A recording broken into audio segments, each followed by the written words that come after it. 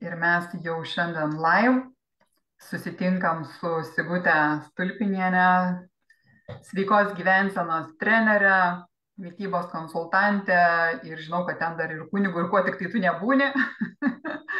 Tai va, galėsiu trumpai dar irgi prisistatyti daugiau, nes labai įdomu būtent šitą temą aš pasirinkau apie pasitikėjimą savim, apie savivertę, nes aš matau labai didelį ryšį tarp to, kas yra, sakykime, tavo darbe ar ne, ir tie žmonės, tos moteris greičiausiai, kurios ateina galbūt keisti savo, kaip sakau, figūros parametrų ar kažkokių kitokių, sakykime, paskatų vedamos, nes nepatenkintos galbūt savimi, savo kažkokiais tai irgi ar papildomais kilogramais, ar kažkokiu tai, nežinau, biusto ar kas, bet iš tikrųjų, kas tavo klientas, kokios moteris, nes aš kažkaip tai labiausiai taip matau, žinai, kad moteris, nors matau, kad pas tave ir vyrų yra. Yra ir vyrų, iš tikrųjų nesu, žinai, tik tai su moterim dirbanti, dirbu ir su vyrais. Tai visų pirma, dar nepasisveikinu. Labas. Labas. Tai esu trenerė, mitybos konsultantė, kaip ir pristatėjai. Ir kokių sulaukiu žmonių, tai sulaukiu visokių. Nėra vien tik tai, kad tie, kurie turi viršsvorio ir nori susimažinti. Yra ir tokių, kurie nori priaugti ir turi tokią didžiulę problemą, nes niekaip nepavyksta priaugti. Tai va, bet man pačiai labai įdomu yra, kai matau, kad ne svoryje yra esmė, žinai, o matau, kad žmogus tiesiog nepasitikė savimi ir kartais net ne pats svoris yra esmė, o viduje, nes jis tiesiog netiki savimi. Nu, tai aš pritarčiau labai šitai minčiai, nes dažniausiai yra tas, kai tu, kaip sakant, blogai jautiesi savo kūne, o blogai jautiesi to, kad ir galvoji blogai jo. Negerbi. Tai va tas pasitikėjimas savimi, tai man va čia ir eina kartu, tai reiškia savęs, nežinau, kaip čia kažkoks pasitikėjimas ir tikėjimas savo tom kompetencijom, čia galim tą išskirti, ne ką aš sugebu, ką aš galiu daryti. Ir šalia eina to, tai yra ta pagarba savo, meilė savo, nežinau, savęs priėmimas toks, koks aš esu. Nes daugumą atvejų, tas yra įdomu, kad žmonės atrodo, susitvarkė, viską jau pasidarė, sulieknėjo iki ten jau to norimo savo dydžio ir galiausiai vis tiek grįžta prie savo tų įpročių. Tai čia yra įdomiausia kapstytis tokiais žmonėmis, kad čia yra nesutvarkyta, tai reiškia, viduje, širdyje nėra to pasitikėjimo ir kažkur ten tos emocijos dar glūdi ir jos nesusitvarko, dėl to aš vėl grįžtu į tas savo senas vėžes. Jo, tai va tiesiogiai susijęs su emocijom visų pirma. Taip, tai tas emocijas jas reikia tvarkytis. Tai nėra su jomis lengva tvarkytis. Ir savo artimoje aplinkoje, iš tikrųjų visą gyvenimą mačiau, kaip ir mano mama nesusitvarko su tomis emocijomis. Ir turbūt čia tas širdį pas manęs ir visą laiką buvo noras padėti žmonėm susitvarkyti ne tik tai tą išorinę savo pusę, bet ir vidinę pusę. Tai dėl ko ir einu tuo keliu, įkūriau tą savo studiją, kad galėčiau visapusiškai padėti žmogui. O tu pati, jeigu gali pasidalinti, kaip tau pačiai atėjo, sakykime, tavo kelionės pradžioj šitas noras tapti tą mitybos konsultantę, trenerę ir visos apskritai sveikos gyvensenos, ne tik mitybos? Aš iš tikrųjų labai ilgai ėjau turbūt tuo keliu ir klaidžiau labai ilgai tais klystkeliais, ne tais keliukais vaikščiau. Bet save, kaip dabar atsimenu, kažkada vaikystėje, nežinau, kiek man tų metų buvo, manęs tiesiog mama labai sujaudino ir aš atsimenu kaip dabar tuos žodžius, kad aš surasiu būdą, kaip aš padėsiu jai.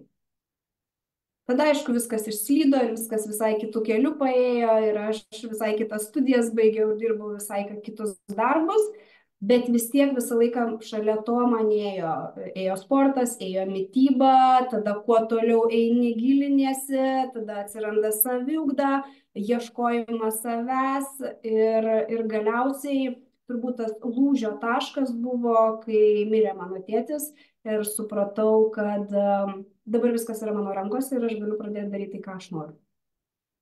Tai irgi, aš manau, tai yra susiję ir su mano pasitikėjimu viduj, kad tas pasitikėjimas tai yra būtent tikėjimas savimi, tai yra prisiėmimas atsakomybės ir tas gal kartu net ir kontrolės toks jausmas, kad dabar aš esu atsakinga už save.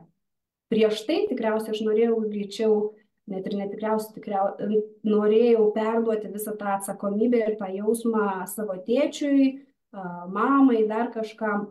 O vėliau viskas atrodo kažkokia kaip virkštelė nutrūko ir supratau, kad dabar aš galiu viską padaryti ir viskas yra mano rankose. Tai tą patį kartoju ir savo klientam, kad viskas yra jūsų rankose. Viską jūs galite pakeisti patys. Tik tai reikia paieškoti giliau, kur visą tai slypi jumise. Ir jūs ką ten knaisiojatės ir ieškot ir ta prasme, tokias konsultacijas vedate dar papildomai? Aš pati nevedu tokių konsultacijų, tai kartu ieškau irgi žmonių, kas norėtų prisijungti. Tai vat šiuo metu mindfulness praktikas atlikinėjam, kartu nuo karto visi traukiam ir prieš treniruotę, ir po treniruotės. Žinoma, kas nori, čia nėra prievartos, nes dažnai vėlgi atsiranda tokia baimės jausmas, kai nežinau, tai neprisijungiu ir bėgu, tai viskas čia yra gerai, tiesiog žmogui dar turbūt netėjo laikas, bet yra labai didelis susidomėjimas ir žmonės nori pradėti tvarkytis, pradėti pajausti save. Ir nuo tų tokių mažų dalykų mes ir pradedam. O aš pati, tai treniruotės metu vėlgi nuo žmogaus labai priklauso, tai kaip sakau, ne veltui turbūt tos etiketės man ir prilipdytos, kad esu ir kunigas, ir psichologas, ir antidepresantas vienu metu, nes tos treniruotės metu nuo žmogaus priklauso emocijų, apie ką mes kalbam ir kartais būna, kad mes ten ir pasiknaisom ir paieškom, aš tiesiog bandau jam užduoti klausimus, kad jis pats savo atsakytų ir tai nebūtinai manis turi pasakyti tuos savo atsakymus. Tiesiog jis su savimi turi nuoširdžiai atsisėsti ir pakalbėti, ar pagalvoti besportuodamas. Nes mano noras yra, kad kai ateini sportuoti, tu ir esi čia ir dabar. Tu ir tavo kūnas. O kaip tam žmogui, žinai, iki to pirmo žingsnio ateiti?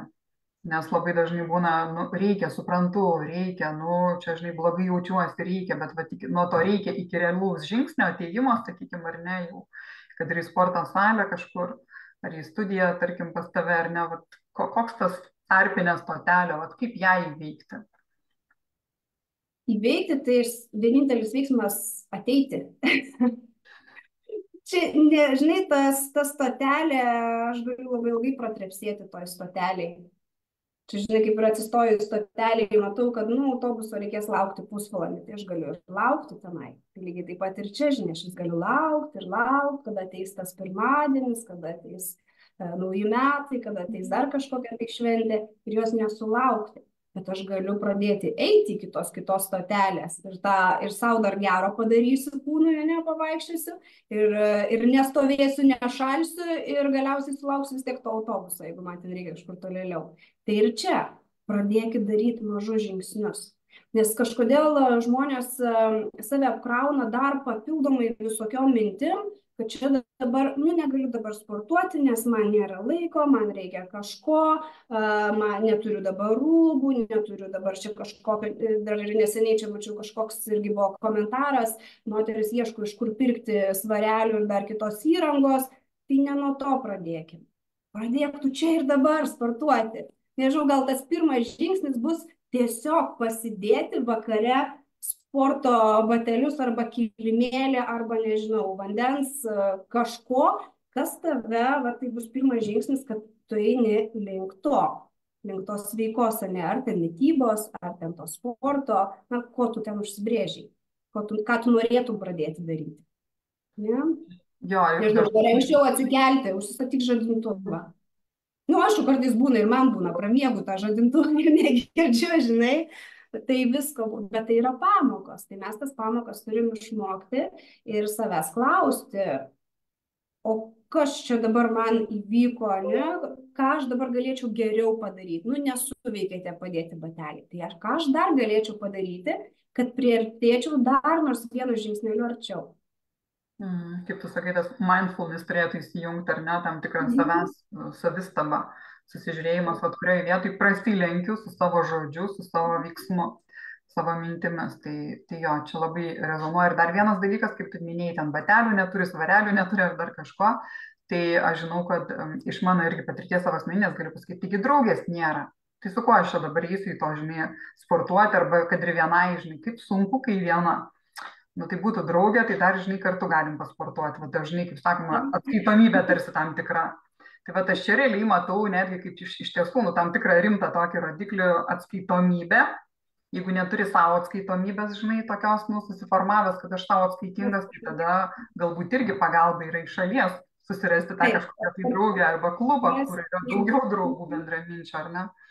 Taip, rasti bendruomenę, kur tu vis tiek plečiasi tavo ratas, atsiranda vis kiti žmonės, kurie tave gali motyvuoti. Nežinau, bijai, nedrįsti, tai susiras tą vienintelį tą trenerį, kur tu asmeninių gal treniruočių kažkiek paturėsi ir tu įgausi tos drąsos ir pasitikėjimo savimi. Tai neužsibūk tose savo baimėse su savimi, nes tos baimės jos visada nugalės tave.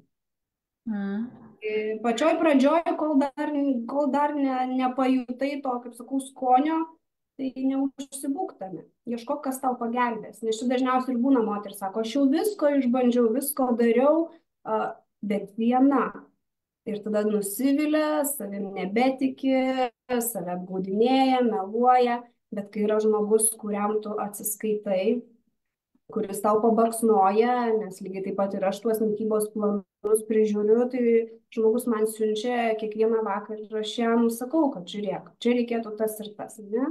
Tą pakeisti, tą pridėti, tą papildyti, žmogus jisai jaučia, kad jis yra stebimas ir jam atsiranda noras ir motyvacija dar labiau stengtis. O dar kai pajunta, kad ir poveikis yra, pasirodo, pavyksta, viską mes galim. Jo. Ir va čia prieinam prie dar vienos, sakykime, dedamosios, ar ne, beje, aš tas dedamasias žiūriu, kaip gražiai, žinai, girdžiu dabar iš tavo irgi kalbos, kurias esu aprašęs ir knygai Perkurk save, nežinau, ar skaitėjai. Laukiu. Popierinę variantą. Beje, šiandien kaip tik gavau iš Mielbo žinutę, praskelbsiu visiems, kad apie 25 dieną, apie 25 šio mėnesio dieną jau nusimato kažkas. Tai aš ten jau, man rodo, šitą esu.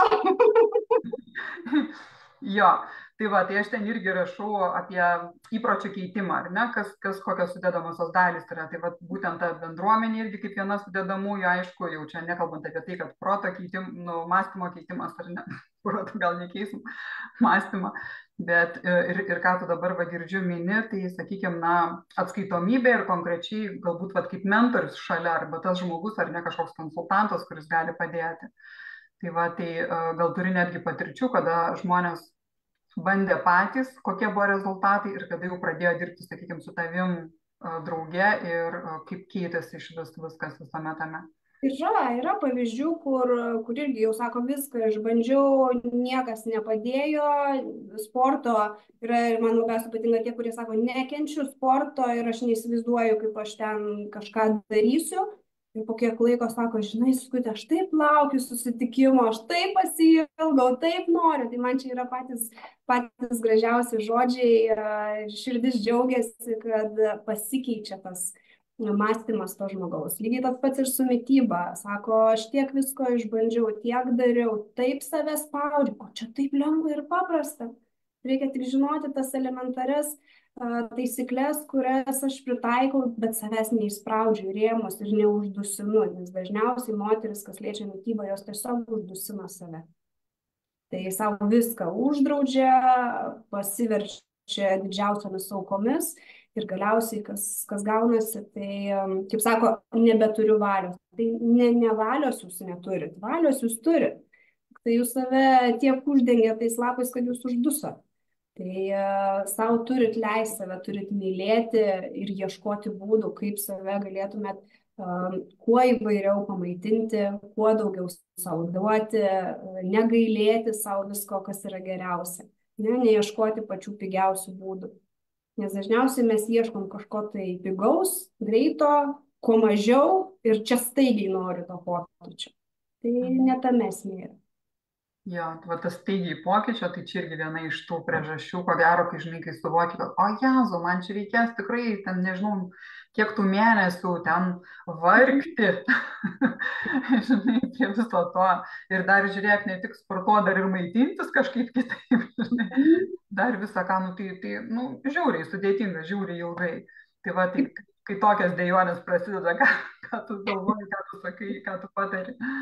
Visų pirma, tai aš jiems sakau, su savim pakalbėkit ir savo aiškiai atsakykit, o jeigu savo nesugebat ir meluojat, tai man tada aiškiai parašykit arba žodžiu pasakykit, kodėl jūs tą darot, dėl ko jūs tai darot. Dėl to, kad kažkur pamatėt madą, kažkas pasakė, kad reikia tą daryti. Jūs turite savyje rasti tuos atsakymus, kodėl jums taip yra svarbu pakeisti mitybą, pradėti sportuoti, kame yra to šaknis, kur ten slypi. Nes ne dėl to reikia, kad čia dabar sausio 1 ir dabar visi čia rašosi, tai dabar ir aš užsirašysiu. Bet ar jūs to pats norit ir kokia nauda jums iš to bus, ne? Kaip ir po to, jeigu jau ten taip yra sunku pradėti, bet nes turiu klientę, kuris sako, nu nekenčiu sportuoti, bet žinau, kad reikia, nes man ten nugaros problemos ir po tavo treniruočių man daug geriau. Tai čia irgi reikia laiko klausti, nes jai sveikata yra svarbiausia. Nes aš manau, visiems turėtų būti sveikata numeris 1, jų kūnas, tai yra jų namai. Tai jie turėtų juo pasirūpinti tam, kad tas kūnas, ta jūsų sveikata padėtų išpildyti tas jūsų kitas svajones. Gal jūs ten norit finansinės laisvės, gal jūs ten norit, nežinau, gražių namų, norit ilgiau išlikti gyvi ir matyti savo šeimą, bendrauti su savo vaikais, lakstyti su anūkais. Nežinau, milijonas gali būti priežasčių, kodėl jūs norėtumėt būti ilgiau sveiki, žvalūs, laimingi. Čia turbūt kiekvienas rastų vis skirtingus tos atsakymus. Tai va, tai čia ir labai geras tas toks tavo komentaras. Iš tiesų, kai mes atrandam savo tą vidinį kodėl, tai tada atsiranda ta vidinė motyvacija ir net sakyčiau inspiracija, kas būtų dar tikslingiau, kas jau nebereikalauja iš išorės, kad man kažkas tarsi lieptų tai daryti, žinai, bet aš iš vidaus tiesiog noriu tada tai daryti. Tai čia kiekvienam iš tiesų šitoj stotelėje, ar ne, kada yra tas žingsnis dar nežengiamas. Visų pirma, galbūt ir vertėtų susižiūrėti, kodėl man tai reikalinga ir tada atsiranda, kaip sakoma, tas aiškumas pačiai, nu, tikrai. Ir noras tada užgimsta ir tada nelieka to barjero, kad, reikia. Jeigu tas vidinis atėjo, tai vėlgi, su kuo dažnai irgi labai susiduriu, tai jų tą pasitikėjimą, nes dabar atsiradau, tie nauji metai, noriu, aš viduje jau seniai jaučiu, kad norėčiau jaustis geriau, norėčiau, kad tas pilvas būtų mažesnis, nežinau, ten dar kažkokios tai priežastys. Ir galiausiai tą pasitikėjimą, jau žmogus eina, atrodo, tuo teisingu keliu ir pasitikėjimą numuša aplinkui, tai yra jų esanti išorė. Žmonės, nežinau, šeimos nariai, kur pradeda sakyti, nugi tu ir taip graži, tu čia ir taip. Tai čia tada reikėtų nepasiduoti, šiek tiek atsiriboti gal nuo tos žmonių ratų, jeigu įmanoma. Ne? Pakalbėti toms sunkiomis akimirkomis su tuo mentoriumi, kurį jūs šalia turite. Jeigu neturit, susiraskite tą mentorių. Ir tada vėl savęs tą sunkią minutę atsisėsti ir paklausti, kodėl aš tai darau? Daro dėl savęs. Ne dėl draugės, ne dėl vyro, ne dėl kažko, dėl savęs. Čia toks įdomus, žinai, kodėl, kaip tu čia pavyzdį davėjai, kad paprastai mūsų aplinka kaip tik yra ta, kuri, sakykime, pamotyvuoja kitais būdais, ar ne, kaip tik tai eik, kaip atrodai maždaug ir dar, žinai, tik pastumėjai, tai, sakykime, tą skausmą vidinį, kad dėl ko man vis dėlto reikėtų taip padaryti. O dabar, kaip tu sakai, kad čia tipo viskas su tavim gerai, tai čia toks irgi. Nežinau. Bet labai daug žinau tokių atvejų. Ir aš tokių daugiau girdžiu atvejų, bent jau su kuriais aš klientai susiduriu, kad jų draugai, artimieji jie juos myli, tu čia toks gražus, aš tau čia ir netgi tarsi kiša tuos pagalius į ratus, prigamindami ten kažkokio tai nesveiko maisto, nežinau, ateidami su šampano butelį ir panašiai. Tada viskas aišku. Aišku, apie ką tu kalbėjai, jo, nes iš tiesų tada yra kitas toks, sakykime, dalykas čia susijęs su tuo, kad aplinka mus traukia į tą liūną, sakykime, iš kurio mes norim išeiti, ar ne? Tai va tokie kaip ir parodantis dalykai, kad reikia iš tiesų, ką turiu minėjai, tada tokiu atveju atsiriboti vis dėlto savo mintimis mažų mažiausiai nuo to, ką man siūlo, aš savo pažadėjau. Ir man va čia šitoje vietoje atrodo tiesiogiai susiję su pasitikėjimu. Aš pažadėjau ir ištesėjau. Mano žodis yra man asmeniškai pats svarbiausias, ar ne? Taip, nes va čia ir prasideda tas pasitikėjimas savimi. Tai jeigu aš savo meluoju, tai jeigu aš save kiekvieną kartą apgaudinėju, elementariai su tuo pačiu, tie kaip sakau, cheat datos visos susigalvotos, tai yra savęs apgaudinėjimas. Tai jeigu tu taip save sakai myli, taip myli savo tuos namus, tą savo kūną, bet vis tiek lauki to savaitgalio vienos dienos, kad galėtum apsiryti šlamšto, ar tai yra meilė? Greičiausiai tu negerbi savo tų namų, nes tu juos šiukšlini. Nu, žinai, čia vat yra, aš sakyčiau, tais momentais toks, nu, kaip ir paleidimas, netgi tam tikra prasme, ar ne, kada tu, jeigu didelė įtampa vis laikai, bet negali neleidęs tau ir taip toliau, tai man asmeniškai šitas kelias irgi nėra toks, kurį aš palaikyčiau. Man kelias, vat, ką tu šnekėjai, kad galima viską lengviau, paprasčiau, skaniau ir taip toliau, ar ne, tai, va, tai čia jau visai kiti tada įsijungia, kaip sakoma, vidiniai tokie motyvai. Pirmiausia, mes turim savęs neužspausti. Neuždusinti, o viską lengvai, palengva, savęs tikrai nebaudžiant, nestabdant, nežinau, tas pačias mindfulness praktikas, kai atlikinėjom, tai irgi aš asmeniškai pati pradžioj netgi atrodo pykdavo ant savęs, kodėl aš negaliu matyti ten to kažkokio tai vaizduotės įjungti ir panašiai. Tai mes turim kaip tik paleisti, viskas turi būti lengvai, paprastai. Tai ir visame kame tame tas yra. Ir toj pačioj mityboje, ir tam pačiam sporte, mes turim rasti būdus, kas mums patinka, kas mums prie širdies yra, kur mes gerai jaučiamės. Ir aišku, nebijoti bandyti, nes nepabandžius nežinosi. O klausyt kaimynės ar draugės, kuri net nebandžius, bet kažkokius pletkus pasakoja, tai ne to. Turim savim tikėti, ieškoti, bandyti. Ir tada po truputį viskas, ir tas pasitikėjimas atsiras savimi, ir meilė savo atsiras.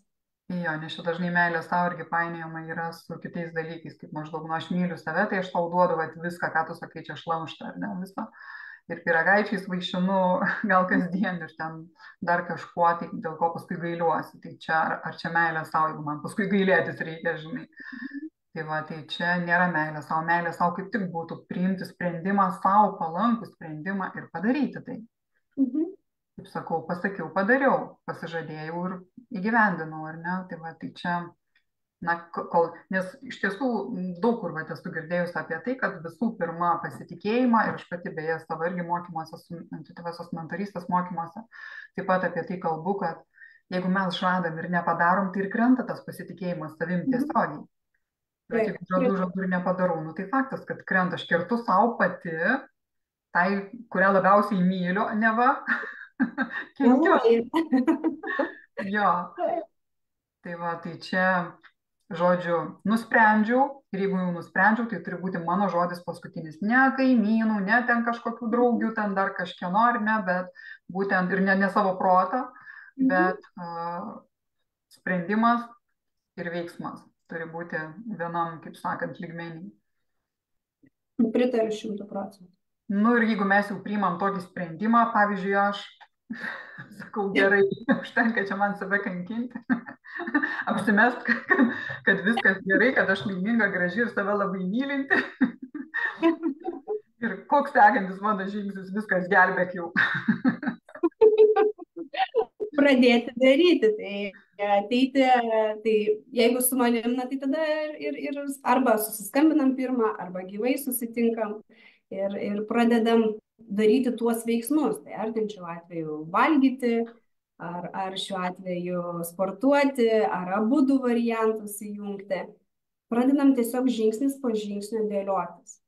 Tada aš jau ir pradedu sakyti žmonėm, kad tiem klientam, ką tau reikėtų padaryti, ne? Tai visų pirma, jokių būdų nevalom ten tų spintų, kaip dažniausiai sako, dabar pradėsim išvalysim visas spintas. Ne, to nereikia daryti. Tiesiog tu man parodai, ką tu valgai, aš tau pasakysiu, kaip pakeisti, ką išimti. Ir po truputį žinosi, kada ten tuosi, jeigu ten kažkoks, pavyzdys, prastesnis makaronas, kur jį įtraukti, ne? Kad savo vis tiek tą rezultatą turėtum. Išmės tikrai nieko nereikia. Gera žinia. Irgi tiesiog tinkamai panaudoti reikia. Kiekvienas daiktas turi savo vietą. Laikas, saikas ir žinoti, ką su kuo derinti. Viskas. Puiku. Gerai, tai tu dar aišku paviešinsi, aš tikiuosi tą informaciją, kur galima tave rasti, ar Vilniuje, ar online, ar ne. Dabar žiūriu, kol kas neturime jokių komentarų, tai tie, kas žiūrės dar galbūt vėliau ir kils kažkokiu tai klausimu, parašykit, pakomentuokit, kaip jūsų tą savo savivertę ir pasitikėjimu savimi, ar vargstate, ar nevargstate ir kaip jums sekasi apskritai, bet ir šiuo atveju mes kalbam apie sveiką gyvenseną, ir sveiką kūną, ir sveiką sielą, ir sveiką protą, ir visą ką, ar ne, nes viskas susiję, tai kaip jums sekasi tai išlaikyti savo. Ir kaip minėjau, jeigu klausimai, tai tada mes dar atskirai galėsim juos atsakyti ir vėliau. O tave, Sigute, kur galim atrasti, kur būtų mums galimybė, kur ta tavo studija, kaip dabar kalbėti? Dirbu Vilniuje, tai studija įsikūrusi yra Justiniškių 134A.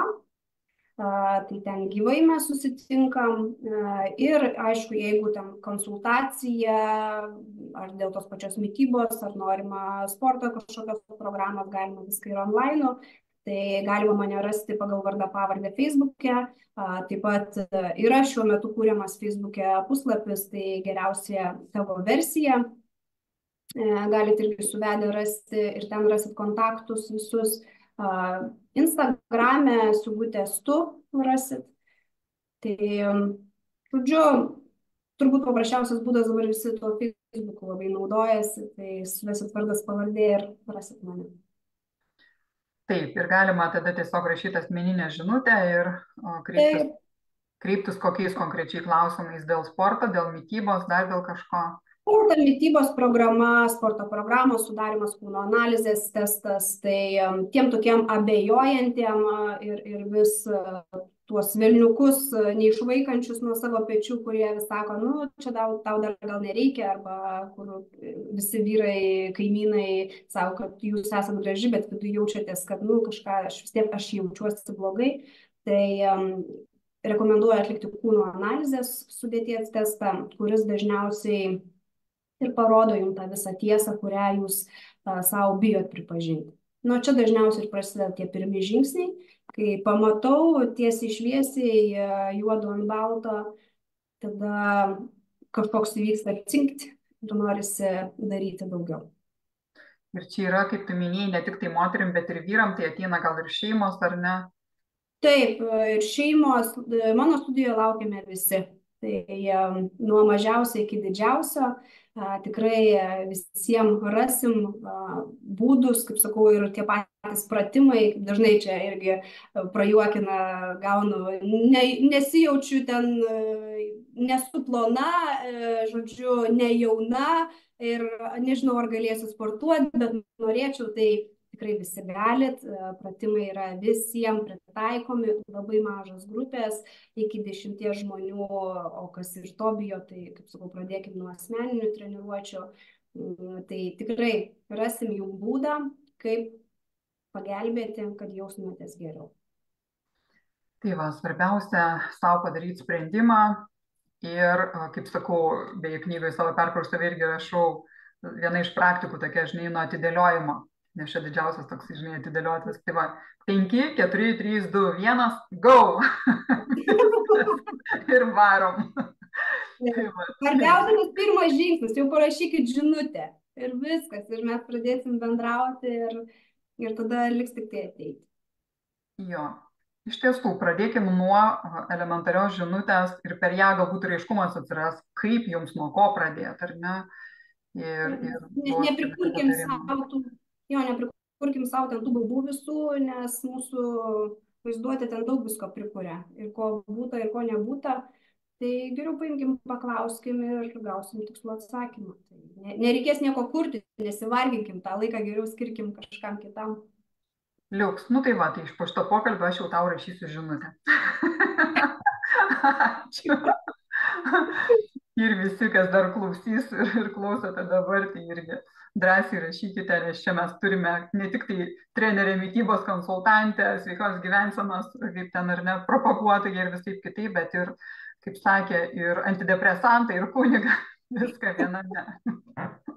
Taigi, Sigutė Stulpinienė, tikrai rekomenduoju, suraskite, Facebook'e parašykite paprasčiausiai.